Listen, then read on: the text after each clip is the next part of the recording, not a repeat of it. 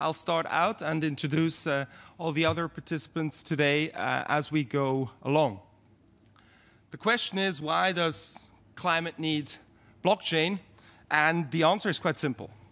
The answer is that the world is moving from central to decentral structures. We see that everywhere. We see it most notably in energy, where the future of energy is no longer going to be driven by central power plants and large networks, but rather it's driven by distributed energy sources. We also see it in mobility, where we used to all own our own cars. In the future, ownership is more and more going to be distributed. We see it even in land management, where finance is used to come from large donors and now increasingly can come from a variety of small, maybe even private investors for land. So the world is moving to a distributed structure, and in this movement there is one technology which is very key. The macro term of this technology is called distributed ledger technologies, and commonly people refer to it as blockchain, or correctly, the blockchain. We don't have time to go into details of what technically this means, but you can safely say that distributed ledger technologies are, for their innovation value, on par with the internet. This is a major, major game changer. And it's a game changer because we're moving to a distributed world, but it's also a game changer that helps us move into a distributed world. The essence of it is that we can share value amongst each other without central structures.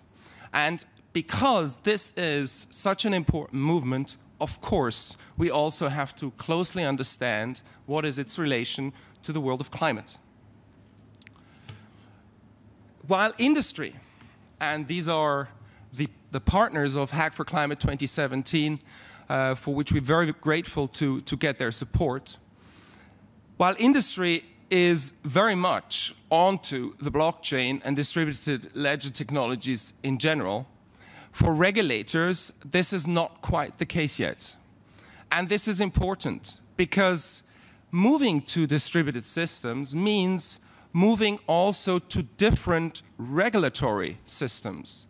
Generally speaking, you could say, rather than regulating top-down, think of it in the energy world, increasingly regulation has to work bottom-up, for example, for distributed energies. That's why we have decided to hack for climate. With Hack for Climate, we want to draw attention to the huge innovation potential we see in distributed ledger technologies. And therefore, we hack here in Bonn at the COP so that regulators can see what hackers already today can do. You'll see on the slide the different challenge areas that we have put forward to developers worldwide in order to make it tangible in this issue of addressing issues related to climate change with distributed ledger technologies. Throughout the coming 4 days, we'll focus on these areas and we'll start developing use cases in each of them. Preparing for Hack for Climate, we have organized 17 workshops globally in 17 blockchain centers. We have therefore thereby engaged 1,300 developers over the course of September. We've then launched a web application process for which we have received over 500 applications.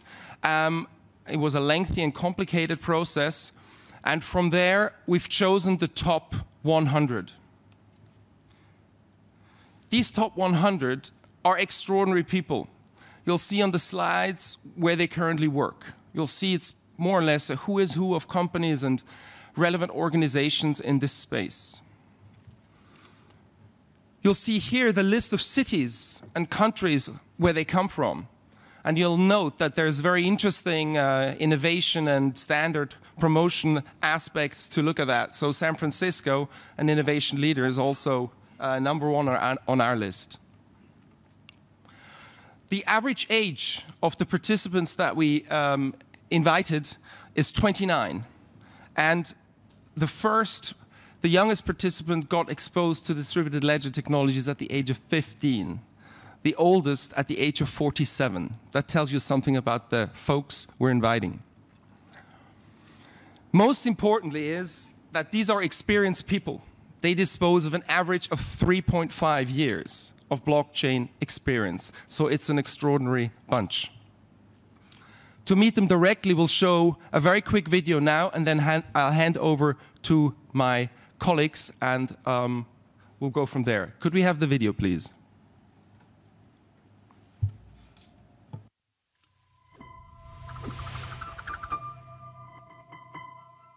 I'm very passionate and excited about going to Bonn, Germany for Hack4Climate this year. Really excited to join with other passionate 99 hackers at Hack4Climate. Because I care really deeply about educating people and giving them their own agency, especially when it comes to decisions that affect their climate. I really believe that blockchain technology can be a game changer. Hack4Climate would be the best platform for us to collaborate with our unique skill sets. To explore ways in which we can scale blockchain technology in a more sustainable way. If we truly want to inspire action when it comes to stopping climate change, we need to make sure that our applications that we're building are understandable and accessible. It's really refreshing to see a community of people come together and use this technology for the greater good. We can build scalable and self-governed systems to contribute to the transition to a clean energy future. To build some crazy solutions for climate issues. I'm really excited to see what I can hack up at Hack4Climate. Looking forward to working with you on something great in Bonn. See you in the Hack4Climate. We have 100 of those talented people come towards our way today and tomorrow our program starts. I'll get to that in a second, and now I'm very happy to introduce as the next speaker Marion Verlis. She's the CEO of the Gold Standard Foundation and a partner of the Climate Ledger Initiative. It's yours. Thanks, Nick, and good morning, everyone. I'm going to be sharing a very brief few words about who we are and why we're partnering with the Hack. So the Gold Standard is a core partner of the Climate Ledger Initiative, where I sit on the internal coordination committee along with Nick and two other partners. Gold Standard is a standard and certification body for climate and sustainable development programs. We issue millions of carbon credits every year and enable climate finance to flow to low carbon, high impact interventions on the ground. So we joined the Climate Ledger Initiative because we see the massive potential of blockchain in the implementation of the Paris Agreement. And we were also really excited to see that the Climate Ledger Initiative was a core partner of Hack4Climate, which has become essential activity in our sort of strategy at the CLI initiative. So the CLI is really technology neutral and partnership driven. We want to be an open platform for collaboration and knowledge exchange at the intersection of climate and blockchain. It has 3 tracks. So the first track is really about research and how to advance our collective knowledge on the potential of DLT in the implementation of the Paris Agreement's objective. That research track is really seen as feeding into initiatives like Hack4Climate, as providing content to the Hack challenges that will be put forward next week. And so Hack4Climate is really a flagship initiative that sort of falls under our second track, which is about innovation, call-out, and engagement activities. And so those activities will really help raise awareness and engage with other partners. And that will also feed into the third track, which is really about innovation use cases, where we will really apply the output from the research track and the call-out tracks to actual real case, real-life use cases on the ground. So at CLI, we're really deeply committed to partnerships. We realize we can't do this on our own. So we want to collaborate with partners and also build upon what's already available out there. So if you're interested, please come join me at the end of the press conference. Thank you. Thanks very much, Marion. Next, I would like to hand over to Vanessa Grelet. She's with ConsenSys. ConsenSys is a bit of a star in the blockchain world. Vanessa. Thank you. Good morning, everyone. I'm thrilled to be here and represent Consensus. Consensus is the leader in the blockchain Ethereum space. Our founder, Joe Lubin, is one of the founders of Ethereum. After leaving the foundation, he decided to create a Consensus to build the Ethereum ecosystem, and we have 4 main activities. One is focused on the education and educating the developer community. The other one is our consulting arm with the enterprise, where we work with Fortune 500 companies and we help them build blockchain solutions. Our third activity is that we seed companies within our company, and we have about 50 companies, some of which are dedicated to the environment, like Grid Plus, and activities like Viridium, which look at conservation. And we also have a VC arm, which invests in a lot of other initiatives in the blockchain community. I personally lead the Blockchain for Social Impact Coalition, and we're very focused on sustainability and energy. And we also had a hackathon a few months ago, focused on energy, vulnerable population, identity, supply chain, and climate. And what strikes me here, and what's really important in building these hackathons, is that we want to create this event for everyone to learn what are the possible solutions and working with all together, but we want to see what's going to go after, how these solutions are going to be deployed and how they're going to grow. So I'm very excited at seeing what's coming out of the hackathon, but also working with everyone in this room to see the solution grow and scale. And that's what I'm really excited about.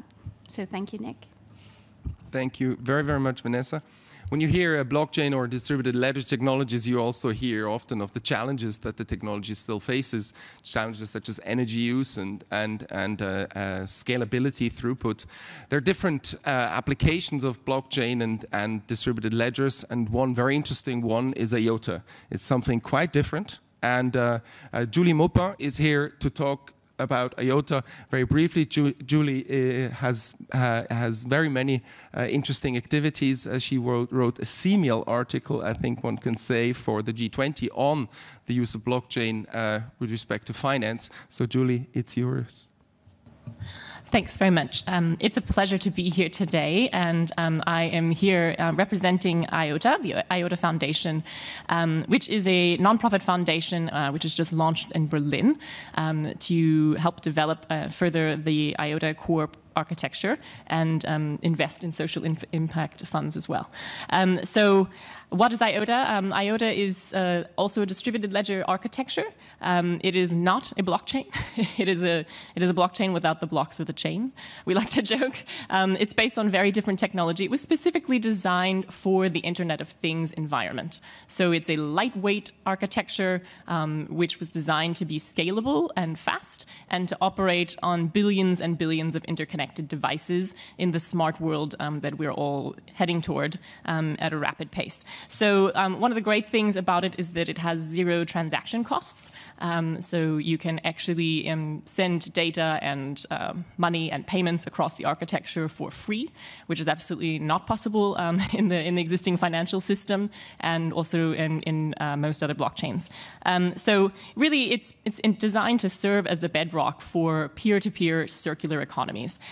So I'll give you a few examples of some of the things that IOTA is working on together with partners in the startup community, as well as many, many Fortune 500 firms, both here in Germany and around the world.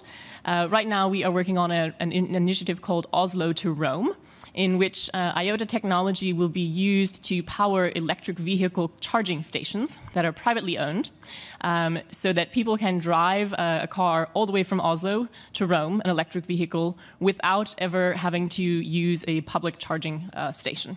So this allows people whose private charging stations are sitting idle at home while they're at work to rent out the capacity for other people to stop by, use it and pay for it and keep driving without them ever having to enter into a contract or be there to secure it. It all happens automatically using IOTA's network. Another example, IOTA is working on concepts for platooning. It's actually amazing to think about, but if you think about all of the trucks that are driving back and forth on our highways all the time, they're generating huge emissions, and they could actually, just like if you think about the Tour de France, how they all sort of trail each other so that they can be in one another's windshield. You can do the same thing with trucks, actually. When we're moving toward a world of autonomous self-driving trucks, and then they can kind of pay each other for who has to be in the lead and take the highest wind resistance and the ones behind. All of that can be scheduled and architected over a distributed network. We are working with major players like Bosch to figure out how to optimize energy consumption within the home so that your washing machine will wash overnight when there's lower demand on the grid, and your coffee machine, which you need in the morning, will use energy then. And the devices can actually talk to each other and plan amongst themselves about which one does what when, which really drastically helps to improve energy efficiency within the home. And then last example that I'll mention, there's a network of about 30 German households participating right now together with a partner called Ruvi, which makes very cool, very, very tiny sensor devices that can measure climate data. And the climate data can then be used we can analyze the data and figure out on a microclimate sort of a basis what's happening in local areas. And you can think about incredibly exciting developing world applications for this. For example, being able to issue micro crop insurance programs for farmers and vulnerable populations who will be affected by climate change, and being able to verify what actually the weather conditions are that are happening on the ground so that we know how to help those populations in a very fast way. So just as my colleagues have said, we are extremely, extremely cognizant of the fact that this is a team effort and everyone has to work together. So we very much welcome collaboration. The foundation is just being set up, but there were structures for involvement by both corporates, non-profits, government entities, and intergovernmental organizations to partner, to experiment, to work with the technology. And we do also have funds for a social impact fund, which will be used to do beneficial experiments for climate. Thank you. Thank you very much, Julie. One of the Fortune 500 companies everybody knows is Microsoft. Thomas, the word is yours. Thank you very much. Thanks and good afternoon. So we as Microsoft believe that the technology can and must play a role in addressing climate change and advancing resiliency. And to that end, we are really excited to share our technology and to see that it's used here at COP23, for example, with the Skype and Skype broadcast. And of course, Microsoft is excited to be a sponsor for the Hack4Climate Hackathon. We see our role in the hackathon as a technology provider with the blockchain as a service, so that the hackers and the hacker teams can have a solid fundament to fast start and implement their hacks on a ledger of their choice, or so to speak, on any blockchain of technology of their choice. And let me finish with saying that the blockchain as a service is hosted in our Azure data centers. We are operating more than 100 of them around the globe, and we are committed to a zero carbon footprint of this data center since 2012, running them on renewable energy. And we just closed 2 new contracts within the last 2 weeks in Ireland and in the Netherlands to secure the power supply with renewable energy over the next 10 years. Thank you very, very much. Renewable energy for computing is important also with respect to Bitcoin mining. You may have some questions on that later on. Microsoft already heads it on and uses green power for their data centers. To round off our panel, I'd like to hand over to Max. Max is leading Connect4Climate of the World Bank. Max. Thanks. This is really exciting. I think it's very clear that we need to move further, faster, and together, which is the underlying message of this climate conference. That is something that we actually worked on with the Fijians and the Germans to come up with that slogan, Uniting for Climate Action, Further, Faster, Together, because we are at a critical moment where we are engaging in the fourth industrial revolution, as they call it, which is the on the speed of the technology revolution and at the scale of the industrial revolution. This is really an exciting opportunity. And just to put a few numbers out there, so the International Finance Corporation of the World Bank Group estimates that over the next 15 years, there'll be $23 trillion going into climate-smart infrastructure just in emerging countries. The new climate economy report estimates that there's about $90 trillion going into climate solutions. And really at the bottom of that is technology. And that's where we're really excited to be partnering with you on the Hack4Climate experience. Let's really aggregate the technologies, bring in the efficient solutions, and implement the solutions that we need. Thanks. Thank you very much, Max. To round off, could I have the slide of the program up again, please? That was there just before. I'd like to conclude by just repeating, over the next 24 hours, 100 hackers from 30 countries will come here to Bonn. They'll all stay on a hacker boat. It's called the Fiji. It's in the Rhine. It symbolizes a small island state, such as Fiji, to make sure that everybody knows that with distributed ledger technologies, we can move a lot further, a lot faster, and definitely more together. We'd like to invite you, members of the press, to come and see what we're doing on the Fiji. There are different opportunities to do so. We'll have the program here. The red dots note our suggestions. Of course, you can come on other days if you want as well. We have a dinner or welcome party on Wednesday when the hack is over, and you'll see some of the results. You could also come in the final hours of the morning when the hackers have just worked 24 hours in a row to see how they're still doing. Or at the very end, you could be part of our farewell brunch when the Fiji will head up the river in front of the COP center. We will stop. There will be a photo opportunity with 100 guys like this wearing a Hack4Climate t-shirt. So that's it for us. Thank you very much for your interest. We have about -1 minute for questions, but we'll be here if you have them. Thanks a bunch.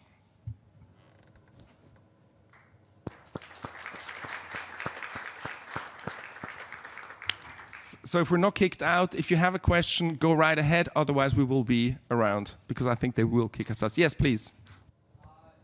Could you introduce yourself? Yeah. Please stand up. Tim Capman from Griffith University. I'm part of a team that's been exploring the governance issues around blockchain technology and the whole problem with initial coin offerings of the platforms that we use, the problems associated with money laundering, knowing your client, and due diligence, all of which are incredibly important because in the climate space we don't want to see contamination of carbon products with dirty money. So my question to the group is how do we ensure in Hack4Climate and the climate finance space that we're going to have due diligence and good governance of this really important but also slightly dubious technology? Thank you very much for this question. Julie, you want to... Sure. I wear an academic hat and do a lot of academic research on climate blockchain governance as well. I think the answer to that is that everybody in the space who is here for the right reasons, and I think everyone on this table is, are investing very seriously in solutions, working with partners for identity solutions that are also blockchain or distributed ledger based, and which actually have the exciting possibility not only to make sure that we're not helping money laundering and anything bad to be happening on these systems, but also really to give control over the use of personal data to the end user through initiatives called self-sovereign identity. If you want to Google that, you'll find a number of startups that are doing really incredible work to advance the self-sovereign identity space. The idea being we should all be able to decide who collects our data, what they do with it, but we should also be able to freely give it a proof that I'm not a terrorist, I'm not a money launderer, when we need to interact with one of these distributed ledgers for the specific purposes of the transaction that we want to conclude at that moment in time. So that's the idea behind self-sovereign identity. Yeah, we have to conclude now. I thank you very much for your interest, and we'll be around if you have additional questions on governance and other issues. Thanks.